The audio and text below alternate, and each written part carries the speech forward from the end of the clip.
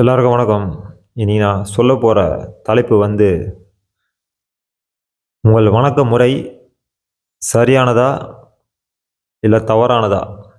அத பத்தி நான் சொல்லப் போறேன். புரிஞ்சவங்க புரிஞ்சுக்கங்க. நான் பொதுவா பேசுறேன். உனக்கு சொல்லப்பட்டுள்ள கருத்துக்கள் எல்லாமே சரியானது.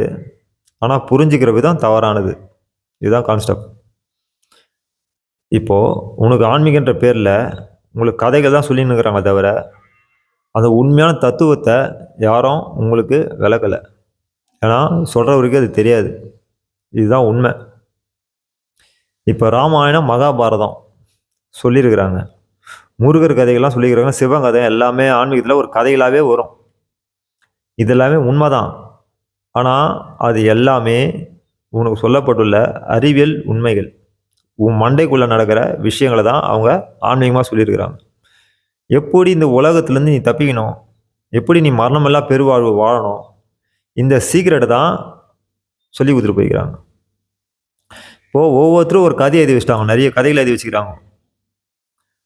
நீ எவ்வளோதான் விரதம் இருந்தாலும், நீ எவ்வளோதான் இறைவனை வணங்கினாலும், அதாவது தவறான முறையில் சொல்லிக் கொடுக்கப்பட்ட முறையை தவிர்த்து வணங்கினாலும், உன்னால் அந்த டெக்னிக் தெரியலனா உன்னால் அந்த ஆகாய பிரவேசம் அடையவே முடியாது. 100% உண்மைகள்.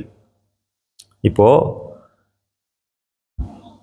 இந்த உடம்புக்குள்ள இருக்கிற காந்த புலன்களை எப்படி கட்டுப்படுத்துறன்ற டெக்னிக்கு தான் உனக்கு ஆன்மீகமாக சொல்லப்பட்டிருக்கு. அப்படி கட்டுப்படுத்தும் போது வர தொல்லைகளை தான் உங்களுக்கு கதையாக சொல்லப்பட்டிருக்கிறாங்க, சொல்லி வச்சிருக்கிறாங்க. இப்போ இந்த பயிற்சி செய்யும் போது உனக்கு இது மாதிரிலாம் வரும் உடம்புக்குள்ள. அதுக்கு அந்தந்த பேருக்கு ஏற்ற மாதிரி ஒரு ஆளை உருவாக்கி, அவன் சண்டை போடுற மாதிரி, இவன் சண்டை போடுற மாதிரி, எதிர்த்து இவன் அடிக்கிற மாதிரி அப்படின்னு ஒரு கதைகளை உருவாக்கி எல்லாமே உடம்புக்குள்ள நடக்குது. உடம்புக்குள்ள நடக்கிற ஒவ்வொரு காற்று மண்டலமும் ஒவ்வொரு பேர் இருக்குது. இதுங்க நான் போடுற சண்டையை தான் வெளியே கதையாக சொல்லி வச்சிருக்கிறாங்க. ஒருத்தன் உயிர் போகும்போது அவன் என்னென்ன அவஸ்தைப்படுவான், மோட்சம் போகும்போது அவன் என்னென்ன மாதிரியான சூழ்நிலை உருவாகும் உடம்புக்குள்ள என்ற தத்துவத்தை தான் சொல்லப்படுகிறாங்க. இப்போது இஸ்லாத்தில் கூட சக்கராத் சொல்லுவாங்க. சக்கராத்னா எங்கே இருக்குன்னா தொண்டையில் இருக்குது. அதில் தான் சிவபெருமான் அங்கே தொண்டையில் விஷத்தை ஆழகால விஷத்தை சாப்பிட்டு தொண்டையில் நிறுத்திட்டான்னுவாங்க. கடைசி நேரத்தில் உன்னோட பிராணசக்தி மேல் நோக்கி எழுங்கும்போது, அதாவது காந்தப்புலன் மேல் நோக்கி எழுப்பும்போது, நீ சேஞ்சி வச்சிருந்த எண்ணெய் அலைகள் எல்லாமே ஒரு விஷமாக மாறி உனக்குள்ளே லாக் ஆகி நிற்கும். இதுக்கு பேர் தான் கர்மா. இந்த கர்மாவை எவன் உடைக்கிற டெக்னிக்கு ஃபாலோ பண்ணுறானோ அவன் தான் சித்தன். புரியுதுங்களா? இந்த டெக்னிக்கை சரியான முறையில் உடைக்கணும். அப்படி சரியான முறையில் உடைக்க முடியலனா சக்கரா விகிதத்தில் போய் அபிமன்யை மாட்டிப்பான். அதுதான் அந்த கதை. கர்ப்பத்தில் அபிமன்யும் சக்கரா விகிதத்துக்குள்ளே போகிற வித்தியை கற்றுப்பான். ஆனால் வெளியே வர தெரியாது.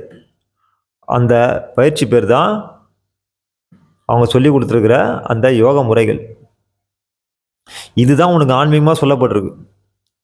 இந்த ஆன்மீகம் தான் உனக்கு குவாண்டம் தியரியாக சொல்லப்பட்டிருக்கு. இந்த ஆன்மீகம் தான் உனக்கு விடுதலையாக்கிற பயிற்சியாக சொல்லப்பட்டிருக்கு.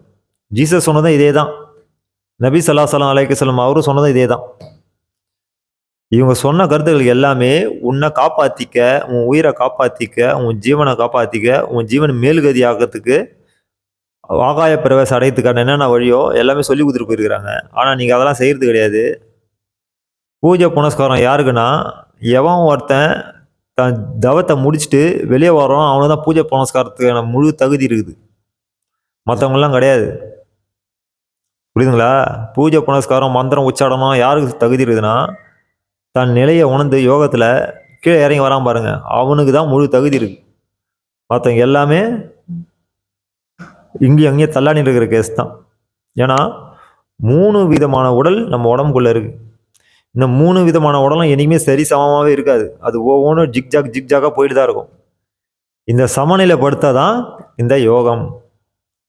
இந்த யோகத்தை எவன் சரியான முறையில் கையாளுறானோ அவனுக்கு தான் மோட்சமோ சொர்க்கவாச திருப்புன்ற பேர்லாம் சொல்லப்பட்டிருக்கு. இந்த குவாண்டம் தியரி சீக்கிரம் தான் உனக்கு ஆன்மீகமாக சொல்லியிருக்கிறான்.